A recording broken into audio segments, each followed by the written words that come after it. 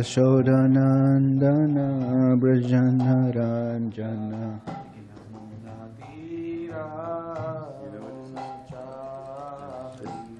It's from Maharaj. Okay.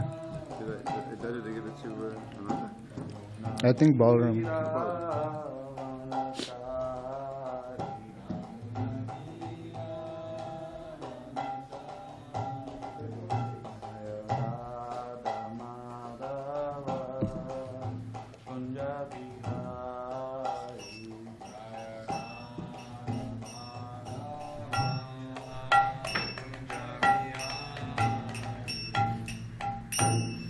Thank you, Nilesh Prabhu. Jayam Vishnupad Paramhamsa Parvikacharya Ashtra Srimad Bhakti Vedanta Swami Maharaj Prabhupada Ki Jai. ISKCON founder Charya Srila Prabhupada Ki Jai. Jayam Vishnupad Paramhamsa Parvikacharya Ashtra Srimad Bhakti Siddhanta Saraswati Goswami Maharaj Prabhupada Ki Jai.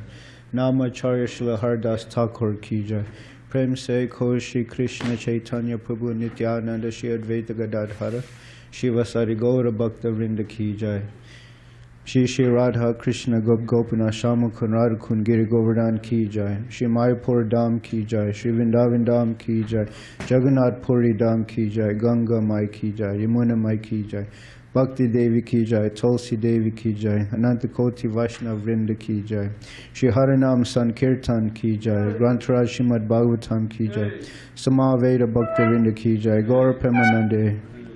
All glories to the assembled devotees. All glories to the assembled devotees. All glories to the assembled devotees. All glories to Shri Guru and Shri Gauranga. All glories to Srila Prabhupada. Narayanam Namaskritya Naram Chaiva Narottamam Devam Saraswatim Vyasam Tato Jayam Udirayat Nasta Prayeshu Bhadreshu Nityam Bhagavata Sevaya Bhagavat Uttama Shloke Bhaktir Bhavati Nashtaki. Om Namo Bhagavate Vasudevaya. Om Namo Bhagavate Vasudevaya. Om Namo Bhagavate Vasudevaya.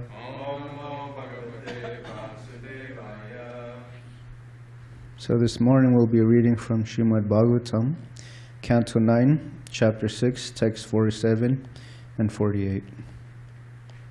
So we'll do 48, I'll do 47 myself. Translation. Mandata, the king of the entire world, consisting of 7 islands, was struck with wonder when he saw the household opulence of Saubhari Muni. Thus he gave up his false prestige in his position as emperor of the world. Purport by His Divine Grace. A.C. Bhaktivedanta Swami Srila Prabhupada. Everyone is proud of his own position. But here was an astounding experience in which the emperor of the entire world felt himself defeated in all details of material happiness by the opulence of Saubhari Muni. Text 48. Evam griheshu abhirato vishayan vividai sukhai sevamano na chatushyad ajya stokar ivanalai evam griheshu abhirato vishayan vividai sukhai sevamano yad chatushyad ajastokar ivanalaha evam greshu barirato vishayan vividai sukhai Sevamano na chatusyad Ajastokar ivanalaha Evam griheshu abhirato Vishayan vividai sukhai Sevamano na chatusyad Ajastokar ivanalaha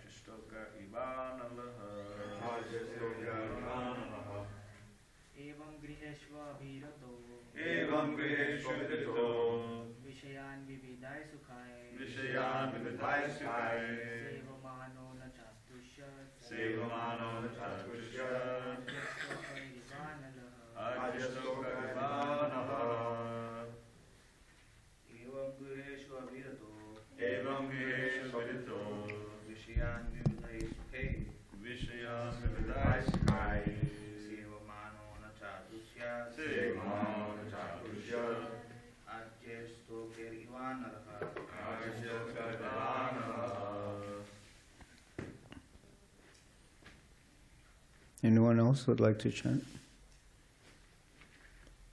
Mataji's?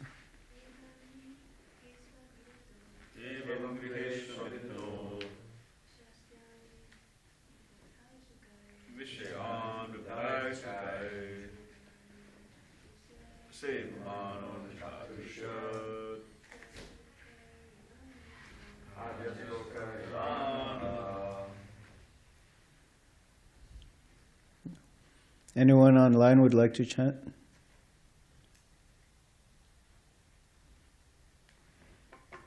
Evam, in this way, Griheshu, in household affairs, Abhirataha, being always engaged, Vishayan, material paraphernalia, Vividai, with varieties of Sukhai, happiness, Sevamanaha, enjoying, Na, not, Cha, also, Atushyat, satisfied him, Ajastokai, by drops of fat, Eva, like, Analaha, a fire. Translation. In this way, Sobari Muni enjoyed sense gratification in the material world, but he was not at all satisfied. Just as a fire never ceases blazing if constantly supplied with drops of fat. Purport. Material desire is just like a blazing fire. If a fire is continually supplied with drops of fat, the fire will increase more and more and never be extinguished. Therefore, the policy of trying to satisfy material desires by catering to one's material demands will never be successful. In modern civilization, everyone is engaged in economic development, which is another way of constantly dropping fat into the material fire. The Western countries have reached the summit of material civilization, but people are still dissatisfied. Real satisfaction is Krishna consciousness. This is confirmed in Bhagavad Gita 5.29, where Krishna says, Bhoktaram yagatapasam sarvaloka maheshwaram suridam sarvabhutanam gyatva mam shantim richate.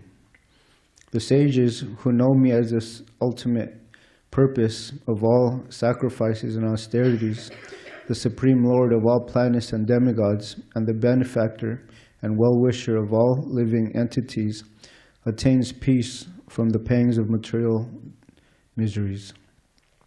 One must therefore take to Krishna consciousness and advance in Krishna consciousness by properly following the regulative principles. Then one can attain an eternal, blissful life in peace and knowledge. Om Jnana Timirandasya Jnana Janashlakaya Chakshurun Melitam Yena Tasmai Shri Gurave Namaha Shri Chaitanya Manobhishtam Stapitam Yena Bhutale Swayam Rupa Kadamayam Dadati Swapadantikam Vandeham Shri Guru Shri Utapara Kamalam Shri Gurun Vaishnavamsha Shri Rupam Sagrajatam Sahagana Raghunatam Vitam Tam Sajivam Sadvaitam Savadutam Parijana Saitam Krishna Chaitanya Devam Shri Radha Krishna Padan Sahagana Lalita Shri Vishakan Vitamsha. Hey Krishna Karuna Sindhu Dinabandhu Jagatpati Gopisha Gopika Kanta Radha Kanta Namostute Tapta Kanchana Gaurangi Radhe Vrindavaneshwari Vrishabhanusita Devi Pranamami Hare Pre Vanchakalpatri Bishcha Kripasanubhi Vacha Patithanam Pavinebhyo Vaishnavyo Namo Namaha Jai Shri Krishna Chaitanya Prabhu Nityananda Shri Advaita Gadadhara Shri Vasari Gaura Bhakta Vrinda Hare Krishna Krishna Krishna Hare Hare Hare Rama Rama Rama Hare Hare. When I first started coming to the temple, I would be sitting in class, and His Grace Rajendra Nandana Prabhu, he was giving class. And he asked all of us to chant this mantra or prayer before starting. And I just had my mouth shut, And then he called me out. He said, Bhakta Glenn, you should learn this mantra. So I did. On his order, I tried memorizing it. But in the 47th verse, it talks about this competing mentality. And Srila Prabhupada, he would call this our material disease. In other words, greed, competition with one another. And Prabhupada uses the example that if we know that someone is a millionaire, I also want to be a millionaire. And one of the famous examples of competition is between a rich lady and her servant.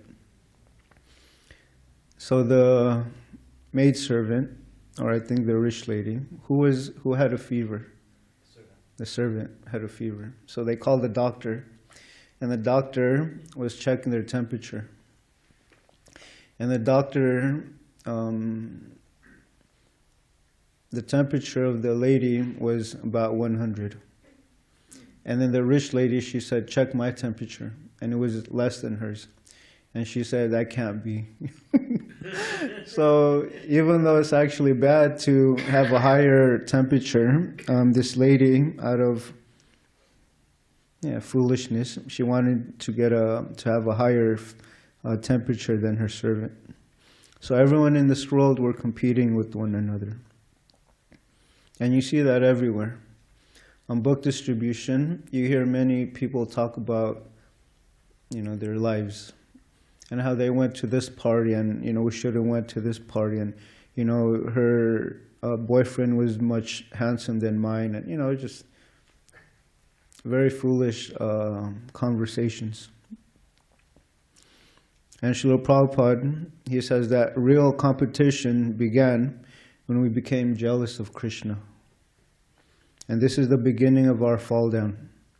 And the worst person to compete with is Krishna. Krishna has these 6 opulences. Nilesh, do you know what those are? Wealth, fame, beauty, renunciation, knowledge, and strength. So everyone wants these qualities. Maybe Mukunda can explain it better. I was talking about how someone will always be more wealthy than us. Someone will always be more prettier or attractive than us. And someone will always be more smarter than us. So in the Krishna Lounge, Chula Vista, Mukunda brought up the story of, I think in high school. Oh yeah. Can you pass him the mic? This is very funny. Some girl, some friend I had, she posted just some kind of cute, kind of funny quote. Just there are two types of people: those who are more attractive than me, and those who, those who I am more attractive than, and those who I am not more attractive than yet. So, yeah. And Prabhupada's example too of, I think they were in Japan, and there was many executive heads there, and there was I guess a younger or a junior, and he stayed behind. And what they did is they would have their business cards, lined up. So Srila Prabhupada asked them, Dainipan, yeah, printing, yeah. So Srila Prabhupada asked this younger person, what is your goal in life? So what he did was he stacked up the business cards and he put his own business card on top. So even the person on the bottom wants to be at the top. Because everyone in the material world thinks that is success in this world. To have a big house, a big bank account, many aristocratic friends.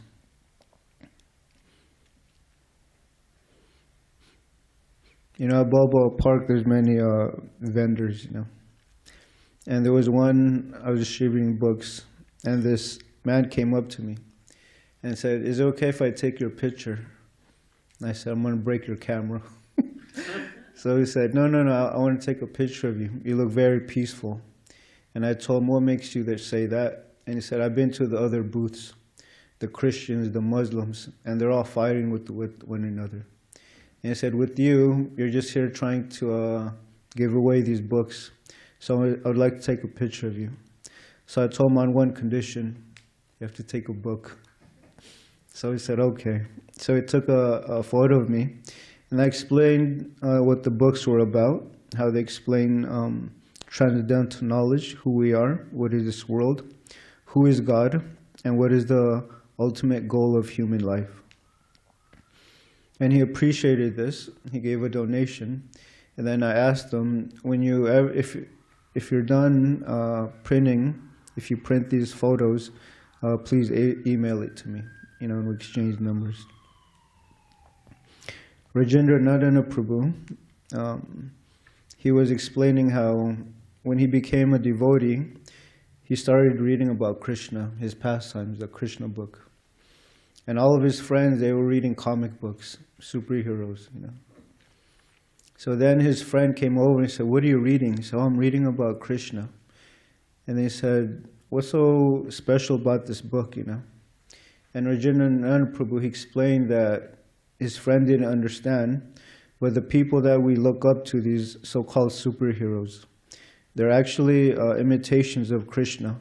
Krishna was the original superhero, saving his cowherd friends from the burning forest fire.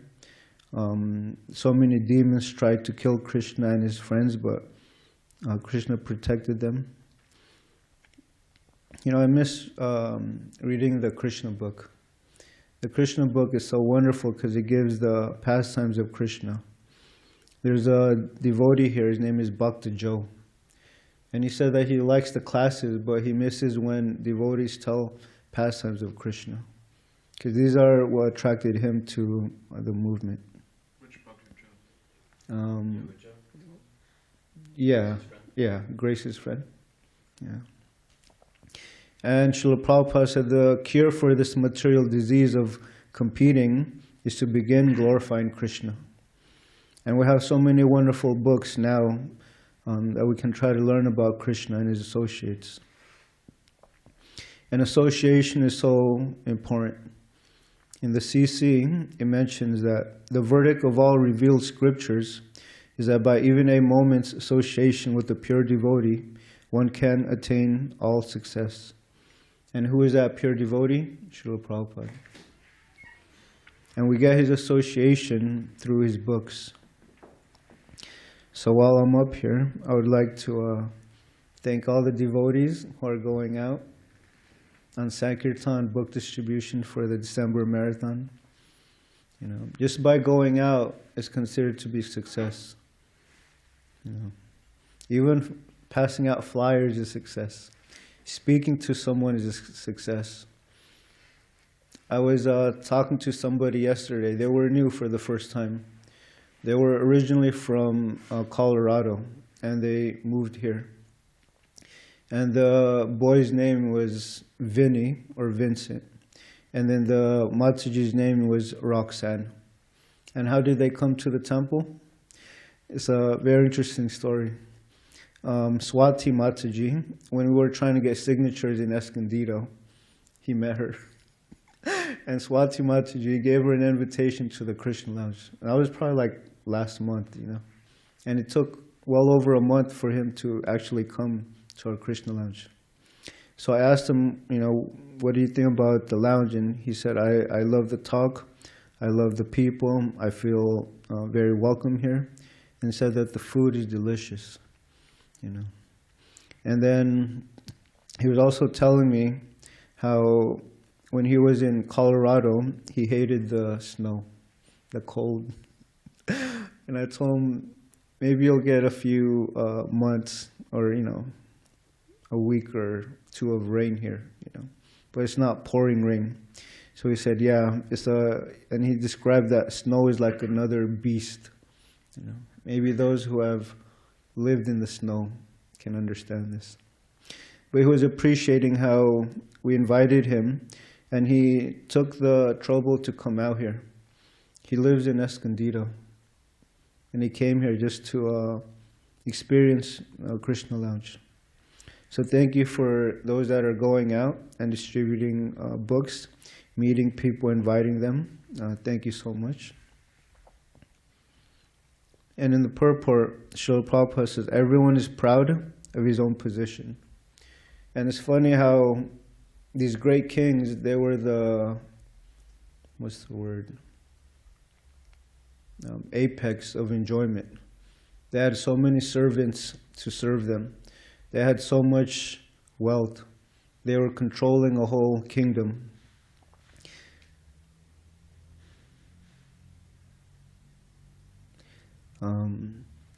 So at the end of the Mahabharata, the war, Duryodhana, his thighs were smashed by Bhima, and he was lying there in pain.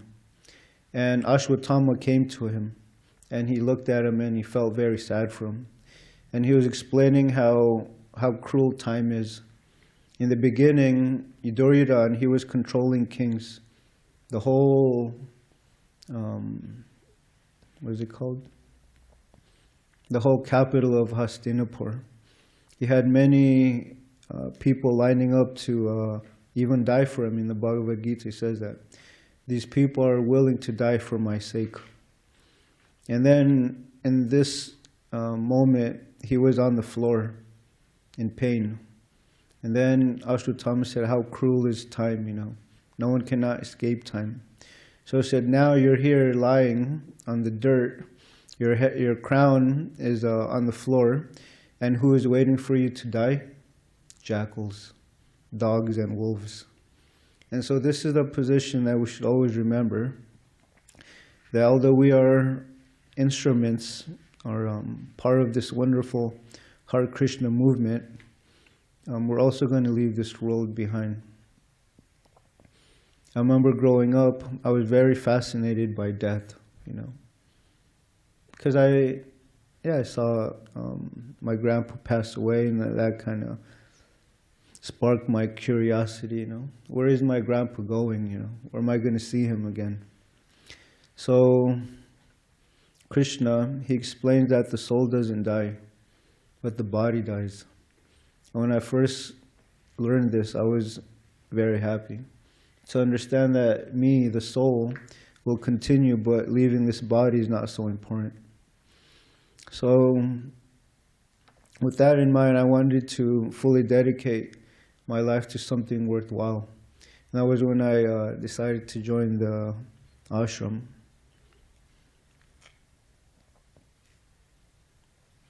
Okay. So there are many ways to become unhappy in this world.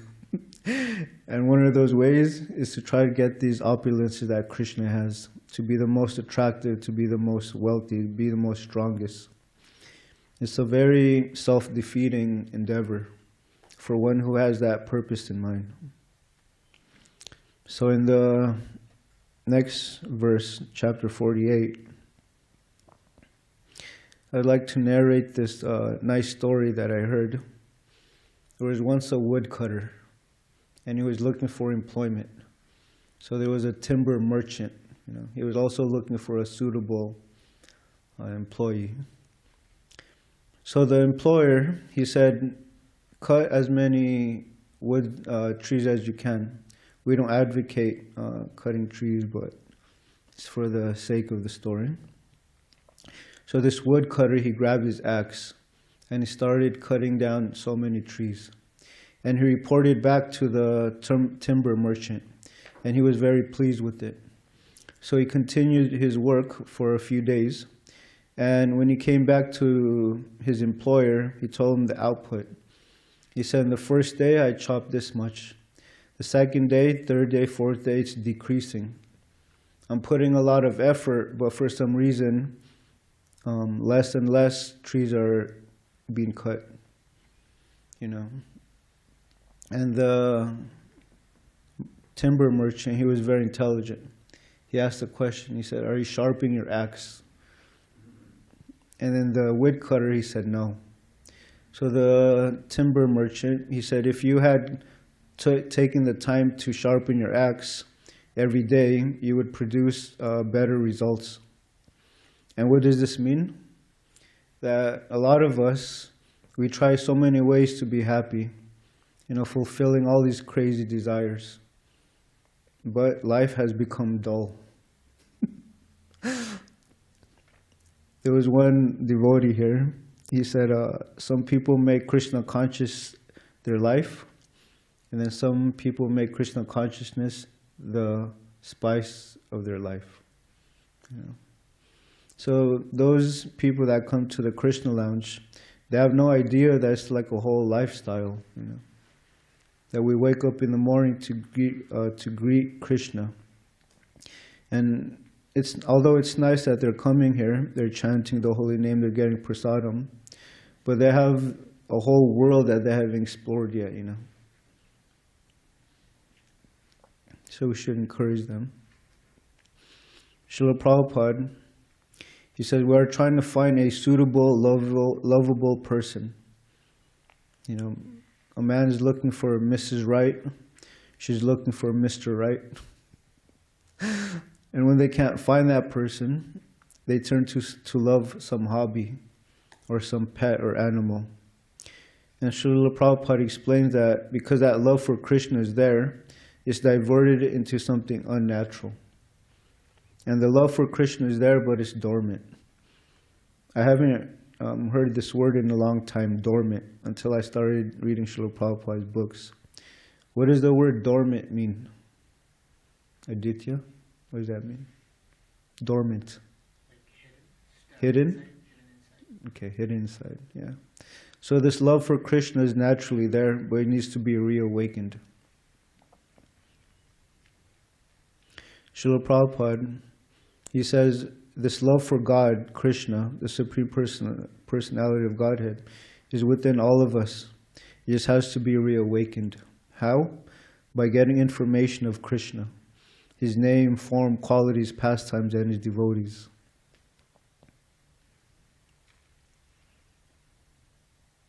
Everything in this world has a saturation point. I was in the kitchen with Sankarshan, and there was a guest visiting. And the guest asked him, what made you join the Hare Krishnas? And Sankarshan said, I was like everybody else, trying to be happy. try to be happy in the material world, But he said, but I became frustrated. And then he asked him, how did you come here? And he said, it took the mercy of another devotee to bring us here. See, Krishna consciousness is a very rare opportunity to understand God and who we are. The material world And how does everything all fit? You know, and when someone is frustrated with the material world, they begin to search out. And since everything is temporary here, the soul will never be happy because of its eternal nature.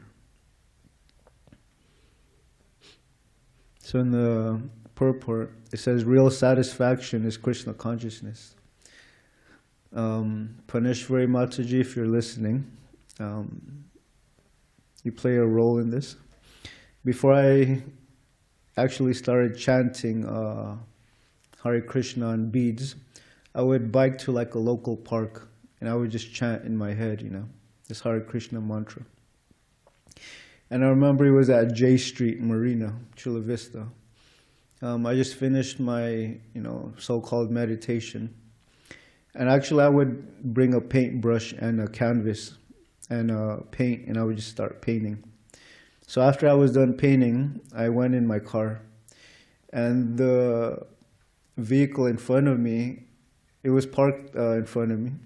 And I read its license plate. And it said, real happiness is Krishna consciousness. And it was her van. And I was thinking, wow, this is like a sign, you know? Because like I said, I was chanting, but I didn't know who Krishna is. I didn't know what I was chanting, but it said Krishna consciousness. And I remember when she donated her van to us, I was thinking, this van looks very familiar. And it was that van that I saw like many years ago. You know? If we would have told you at that time that one day you're going to be driving this thing around, like, I wouldn't. Yeah, I wouldn't have believed it, you know. But in this way, I saw Krishna's hand in everything, you know. Strengthening my faith in the practice. And also little hints like that, you know. So Paneshwari Mataji, thank you for parking your van at that park on that fateful day, you know. So in conclusion, the devotees are very simple in a way that we're not chasing after materialistic things like the normal person is. Srila Prabhupada said we're happy with taking prasadam, a place to lay down, and some service. That's all. And also, we shouldn't try to imitate, Prabhupada calls them the karmis, you know, the regular Joes and Janes out in the world. Because it causes a lot of anxiety, you know, to be number one. Like this king, he felt defeated when he saw Sobaramuni's opulence. And it's described he was emperor of the whole world, the 7 islands, the 7 continents. So all of us will be defeated in some way or another. So we should remain humble and try to be servants to one another. And I'll conclude with a letter by Srila Prabhupada. This is a letter to Pindra. He said, our society is like one big family, and our relationship should be based on love and trust. We must give up the fighting spirit and use our intelligence to push ahead. So this is Srila Prabhupada's mission.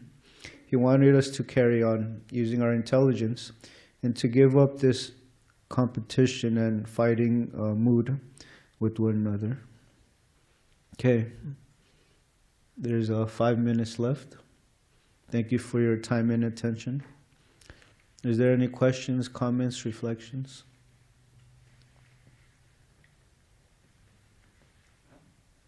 Yes, Trivita Prabhu. Start off my little miracle story and how I joined Hare Krishna. Please. We go back to 71 and 72. And I was a veteran of the anti-war movement in Vietnam. And I was searching, you know, I was going here and there. And I ended up seriously involved with Ramakrishna Mission, which you'll find, there's places in Prabhupada's books where he talks about Ramakrishna Mission, not favorably. And I was getting involved, and they liked me because I was, you know, young, and they thought I was intelligent and everything, and they're looking for like.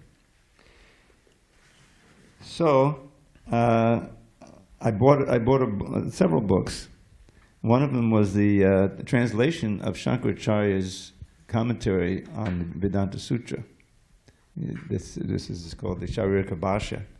And when you read, assuming you read the CC nicely, you'll come across the passages where Lord Chaitanya says, anyone who hears it is finished. You know, it's sort of a nash. So I had that, you know, on my shelf, and had other things. And I was also, so I was coming very regularly, getting very, very involved. And then there was this Indian fellow who came. And he called himself Gandhi. Maybe that was his name, I don't know. But he had come over. At that time, Bharmananda pointed this out, that the immigration rules for getting a visa in America that you could stay for Indians had become loosened in the early part of the 60s, just in time for Prabhupada to come. So he was also part of that, you know, and he was coming over, and he was a professional, some kind of engineer. He was trying to make some money and bring his family over, you know. But he was deeply involved with this Ramakrishna mission. So then he saw me, and he started introducing me to Ram Leela. You know, he loved to talk about Ram Leela, you know.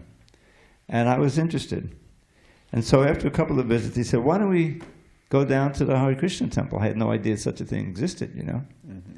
And so we went down. I had a car. We drove down to Brooklyn. This is my first visit, you know. And it was too much, you know, because I was into meditating on Om and Ramakrishna. It's all like Brahmajyoti, you know. And so here I came just after the Sunday artik had finished, you know. And there were the deities open, you know. I said, what's all this, you know? And there were these guys all dressed in orange with these huge plates of food. I didn't know what the heck it was all about, you know. And they were going downstairs to the Prasadam hall. So anyway, I went down there, and I couldn't eat anything because I was eating only raw food, you know, and drinking carrot juice. That was one of my things. But somehow one of the servants there, who were serving out, they induced me to try the halva, and that was it. You know, I became addicted to halva, so I had to keep coming back.